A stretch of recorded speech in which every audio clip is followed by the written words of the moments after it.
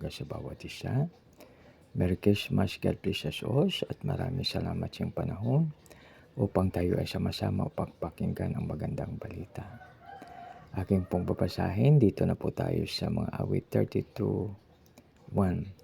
Mapalad ang taong pinatawad na ang kasalanan at pinatawad rin sa kanyang mga pagsalangsang.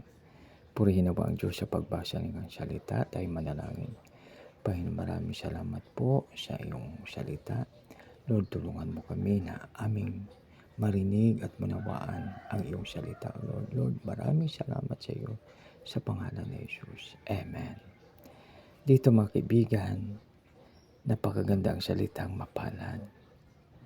Kaya ang pinakamaganda po natin gagawin ay pag tayo magkasala, ating aaminin ito at ating hingian ng tawad, ating pagsisihan ito upang tayo ay maging mapalad.